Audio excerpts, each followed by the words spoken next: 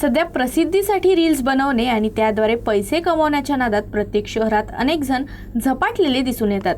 मात्र याच रील्स बनवण्याच्या हौस्यापायी अकोला शहरात एका हौशी कलाकार महिलेला चक्क 20 लाखांचा फटका बसला आहे। नव्यानं रील्स बनवायला घरी आलेल्या ठगबाज महिलेनं चक्क घरातून 20 लाखांचे दागिने आणि रोख रक्कम लंपास केली।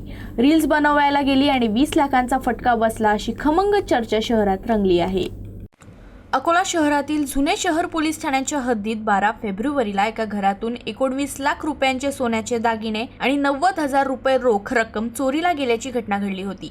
या प्रकरणी फिर्यादी महिलेनं तक्रार दाखल केल्यानंतर पोलिसांनी तपासाची चक्र वेगानं फिरवली आणि अवघ्या 9 दिवसात चोरीचा उलगडा केला। या तपासात धक्कादायक बाब समोर आली। फिर्यादी महिलेची शेजारी राहणाऱ्या एका महिलेसोबत मैत्री झाली होती। दिवसेंदिवस ही मैत्री घट्ट होत गेली आणि आरोपी महिलेनं तिचा पूर्ण विश्वास संपादन केला। त्यानंतर दोघी मिळून रील्स बनवू लागल्या। रील बनवण्याच्या बहाण्यानं आरोपी महिलेनं फिर्यादीला आपल्या घरी बोलवलं।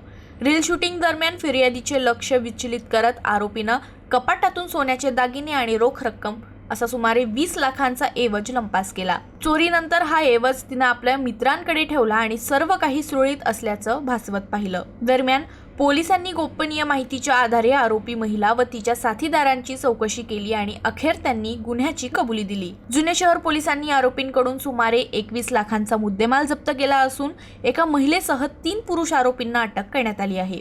पुढील तपास सुरू आहे। सावदेकर यांच्यात सोबत असणारी त्यांची मैत्रीण यांनी त्यांचा विश्वास संपादन करून तसेच त्यांच्या घरामध्ये जेव्हा रील काढत होत्या त्या रील काढत असताना त्यांना त्यामध्ये गुंतवून ही चोरी केली आणि त्यांचे जुने मित्र यांच्याकडे ते संपूर्ण सोन्याचे दागिने दिले अशी माहिती आम्हाला प्राप्त झाली। त्यावरून अमरावती येथून त्यांचा एक जुना मित्र तसेच मूर्तिजापूर शहरातून त्यांचा एक जुना मित्र ताब्यात घेतला आणि त्या सर्वांना विचारपूस करून विश्वासात घेऊन त्यांचे मित्र यांना सुद्धा पोलिसांनी ताब्यात घेतले आणि या गुन्ह्यामध्ये एकूण 4 आरोपी असून एक महिला आरोपी आणि 3 पुरुष आरोपी यांच्याकडून जवळजवळ 21 लाख रुपयाचा मुद्देमाल ताब्यात घेण्यात आला आणि सदरचा गुन्हा हा उघडकीस आणण्यात आला।